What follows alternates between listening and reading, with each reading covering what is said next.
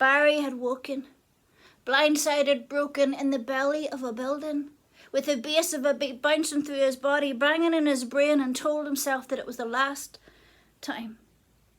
But then Barry had come to, curled and confused in the corner of a club, collarbones cold against concrete, convinced that creatures were crawling through the cage of him, and he told himself that that was the last time.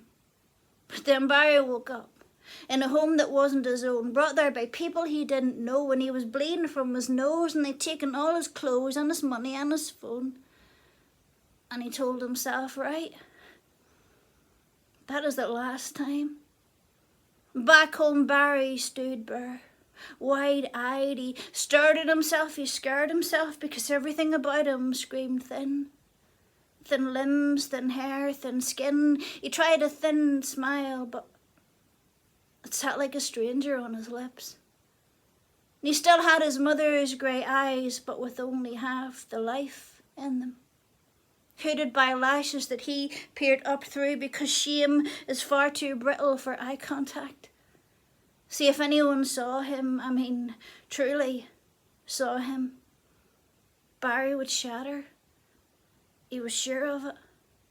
The truth was that Barry had lied to feed this habit. He'd stolen from his mum when she didn't have it. He had turned on friends who had tried to help Christ.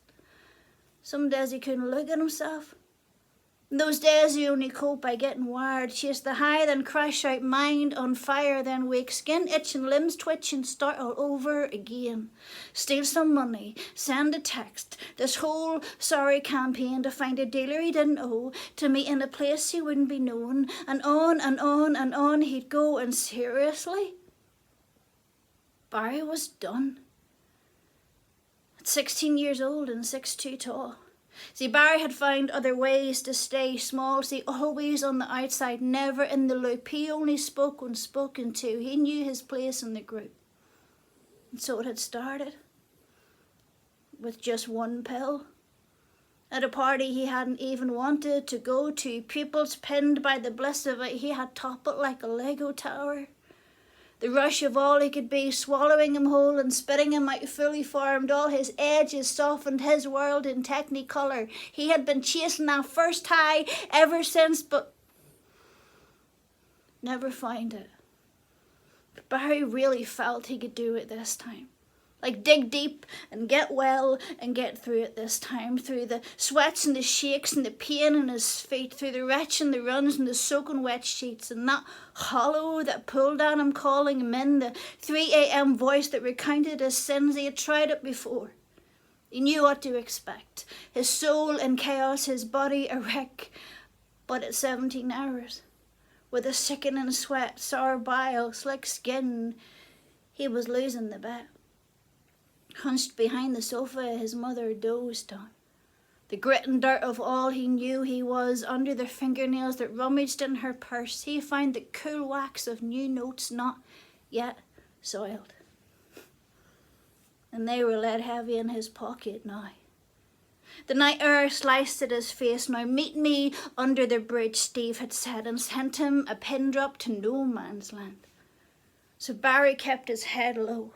He bunched his shoulders to his ears, picked at his cuticles and fought with the tick in him, studied his laces. Saw the double knots his granddad had taught him, holding as fast as he had held him. Remembered his voice as 4-year-old fingers fumbled in frustration. Ah, easy, son. Just let it go. The itch and scratch of him. The musk of sweat, Christ, all that love, tight into those knots now, and Barry blinked back the tug of it and shook his head to loosen the ache.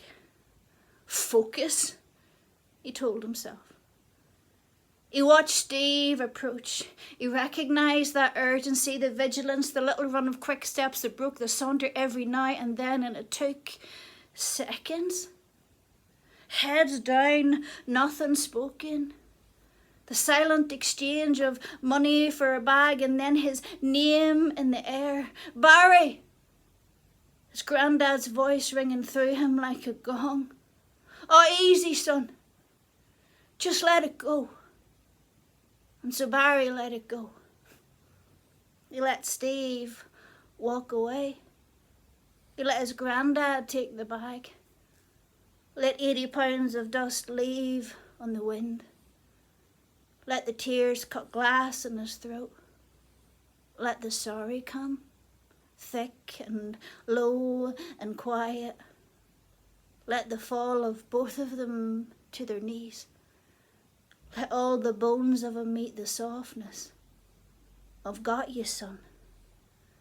I've got you. And that was the last time.